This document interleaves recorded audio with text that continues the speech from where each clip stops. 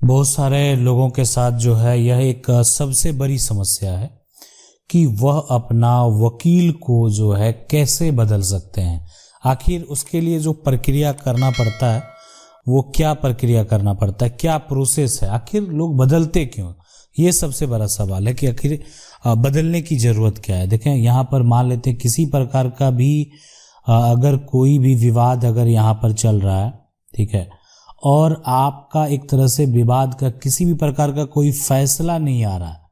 आपका केस जो है वो लंबा चलता जा रहा है, आप प्रोसेस को समझ नहीं पा रहे हैं, नहीं आपको प्रोसेस बताया जा रहा है कि अभी वर्तमान सिचुएशन में आपके साथ क्या हो रहा है, तो कुछ भी आपको जानकारी जो है ना वो नहीं दिया जा रहा है। उस केस में आपको क्या करना चाहिए, आपके पास क्या विकल्प बचता। आप चाहते हैं कि जो आपके वर्तमान में अधिवक्ता है, अगर आपको लगता है कि वो सही से कार्य नहीं कर रहे हैं, अगर आपको लगता है कि वो सही से कार्य नहीं कर रहे हैं, तो आप अगर कोई नया अधिवक्ता जो हायर करना चाहते हैं अपने केस के लिए, तो कैसे करेंगे, आपको क्या करना पड़ेगा, क्या आप ऐसा करेंगे तो आपको नुकसान हो सकता है या फायदा हो सकता है, तो वो समझना बेहद जरूरी है, क्या प्रक्रिया होता है उसके लिए। ठीक है,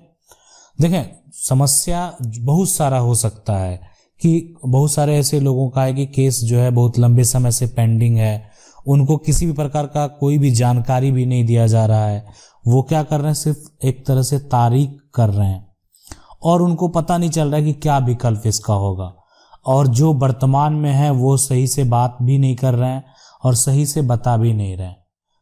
कुछ भी कारण हो सकता है, कुछ भी समस्या हो सकता है, लेकिन अगर आपको लगता है कि आपका समस्या इस प्रकार का है, आप अपने जो अभी वर्तमान आपके अधिवक्ता हैं उससे संतुष्ट नहीं है, कैसे आप उनको हटा सकते हैं और उनके जगह पर दूसरा ला सकते हैं। अब लेकिन ये कार्य जो है तभी आप करें जब आपको जो है लगे कि आपके साथ धोखा किया जा रहा है, आपका इतना लंबा केस जो है वो चल रहा है और आपका सही समय पर किसी भी प्रकार का कोई प्रक्रिया नहीं हो रहा है, जबकि आप सभी तरह के सबूत और गवाह के लिए जो हैं वो तैयार हैं, यानी लेकिन आपका कोई भी सॉल्यूशन जो है अगर नहीं निकल रहा है और आपको लग रहा है कि आपका केस जो है वो सही तरीके से हैंडल नहीं किया जा रहा है, उस केस में आप ऐसा विकल्प चूज कर सकते हैं। लेकिन आप क्या करेंगे, आखिर अगर ऐसा होगा तो समस्या क्या सब उत्पन्न हो सकता है। ठीक है, तो देखें, सबसे पहले अगर आप बदलना चाहते हैं, कोई नया अधिवक्ता जो है आप हायर करना चाहते हैं तो लेकिन उसके लिए आपको यहाँ पर जो है एनओसी चाहिए जो आपके पुराने अधिवक्ता हैं उनसे, ताकि किसी भी प्रकार का कोई भी ऑब्जेक्शन नहीं हो। अगर कोई भी ऑब्जेक्शन होता है तो फिर आप नया जो है यहाँ पर अधिवक्ता हायर नहीं कर सकते हैं। कहने का मतलब है अगर कोई भी, इसलिए कि आपके बीच का जो डील है अगर आप उसमें खरे नहीं उतरते हैं, मान लेते हैं कि आप किन्हीं अधिवक्ता का पुराना जो फीस है आप उसका चुकता नहीं किए, बहुत सारे कारण हो सकते हैं, तो जो है एक तरह से आपका फीस जो है वो बकाया है और आप पर मान लेते हैं वो फीस के आरोप लगाए जा सकते हैं। तो उस केस में यानी अगर आपको एनओसी प्राप्त हो जाता है, नो ऑब्जेक्शन प्राप्त हो जाता है, तो आप जो है आसानी से नया अधिवक्ता जो हायर कर सकते हैं। अब सवाल ये उठता है क्या इनका शिकायत भी किया जा सकता है। मान लेते हैं आपको तो धोखा दे दिया गया,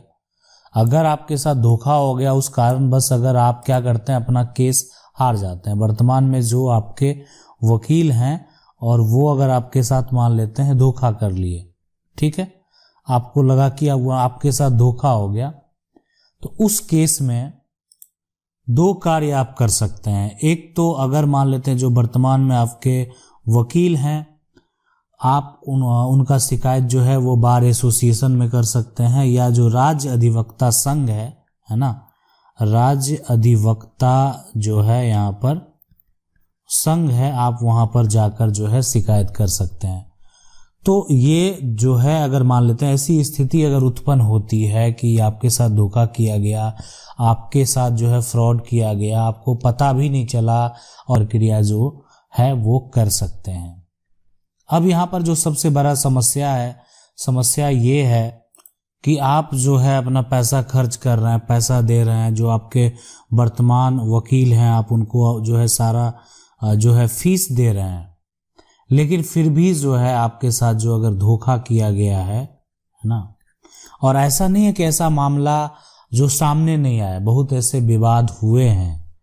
जिनमें जो है एक तरह से जो आपके अगेंस्ट पार्टी हैं है ना, उन्हीं के पक्ष में जो है आपके वकील जो है वो चले गए, उन्हीं के साथ मिल गए और आप जो है केस हार गए। ऐसे बहुत सारे मामले हुए हैं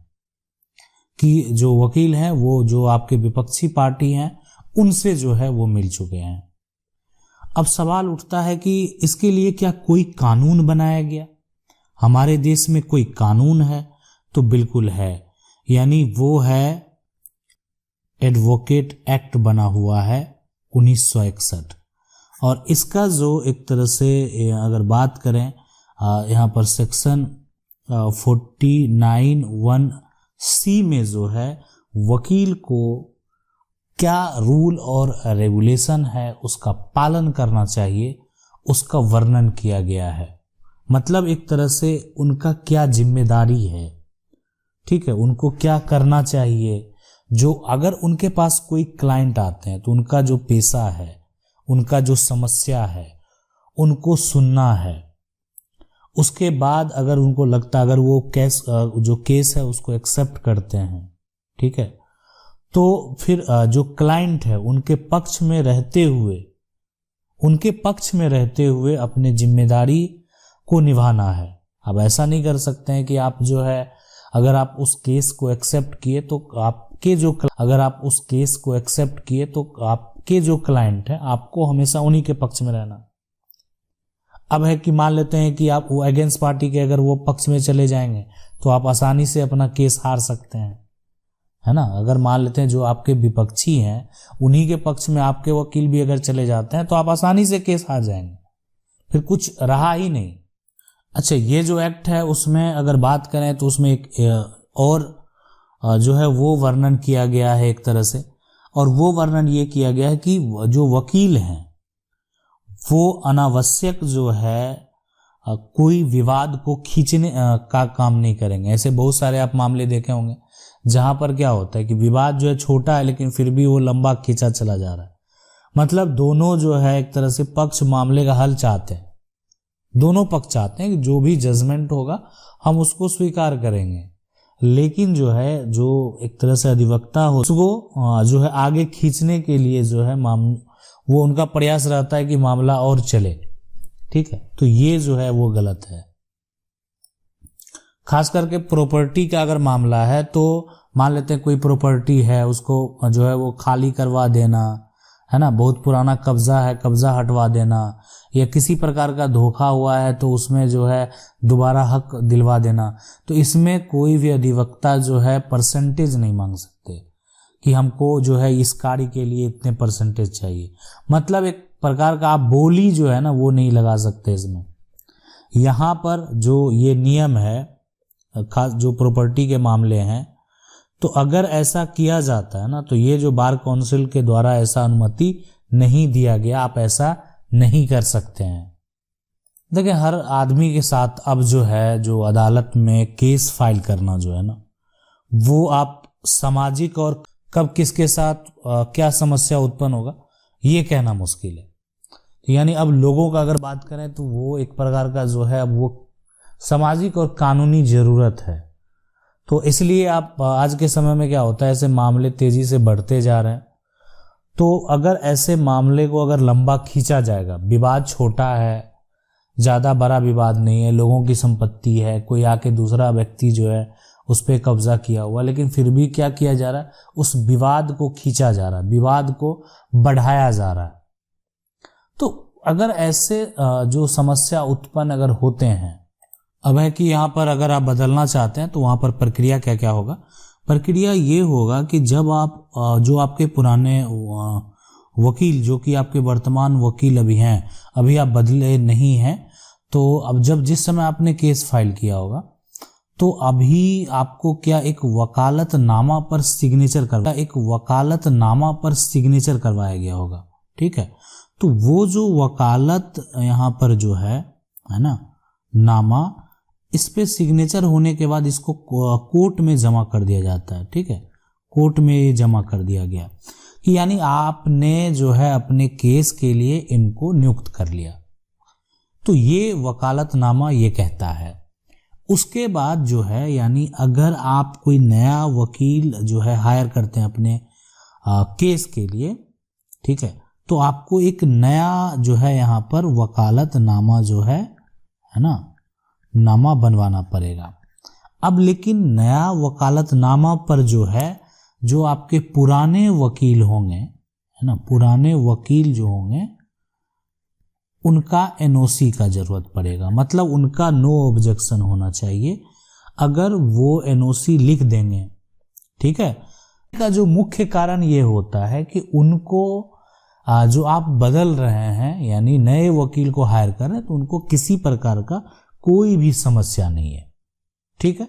यानी ये प्रक्रिया करने के बाद आप नया वकील अपने केस के लिए हायर कर सकते हैं अगर आप संतुष्ट नहीं हैं। वीडियो अच्छा लगा, वीडियो को लाइक जरूर कर दें। चैनल को पहली बार देख रहे हैं सब्सक्राइब करके जो बेल आइकन है उसको जरूर दबा लें। मिलते हैं अगले वीडियो में, तब तक के लिए जय हिंद।